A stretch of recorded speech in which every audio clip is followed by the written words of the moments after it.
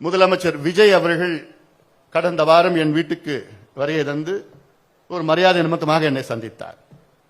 இது உண்மையிலே நான் வரவேற்கின்றேன். இது போன்ற இதுக்கு முன்பு நடந்தது கிடையாது. முன்னாள் முதலமைச்சர் ஸ்டாலின் அவர்களை சந்தித்தார், அண்ணன் வைகோ அவர்களை சந்தித்தார், பிறகு என்னை சந்தித்தார், பிறகு சீமானவர் மற்ற தலைவர்கள் எல்லாம் சந்தித்தார். அவரை அன்போடு நான் வரவேற்று பிறகு நானும் முதலமைச்சர் விஜய் அவர்களும் கிட்டத்தட்ட அரை மணி நேரம் நாங்க பேசணும். 2 பேர் மட்டும்தான் பேசணும். அப்போ நான் சொன்னேன், உங்களுக்கு என்னுடைய மனமார்ந்த வாழ்த்துக்களை நான் இந்த நேரத்தில் தெரிவிக்கணும். நீங்க வெற்றி பெற்றதற்கு ஒரு பக்கம்,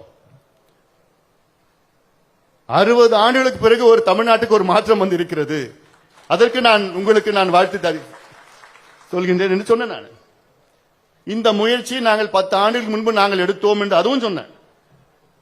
2016 மாற்றம் முன்னேற்றம் அன்புமணி என்ற முயற்சி நாங்கள் எடுத்தேன், ஒரு மாற்றாக வர வேண்டும் என்று. அப்பொழுது இந்த பக்கம் ஜெயலலிதா அம்மையார் இருந்தாங்க, இந்த பக்கம் கலைஞர் அவர்கள் இருந்தாங்க. அதனால் பிரச்சாரம் வெற்றி பெற்றது, எங்களால் வெற்றி பெற முடியல. நீங்க இன்னைக்கு பிரச்சாரமும் வெற்றி பெற்றிருக்கு, நீங்களும் வெற்றி பெற்றிருக்கிறீர்கள்.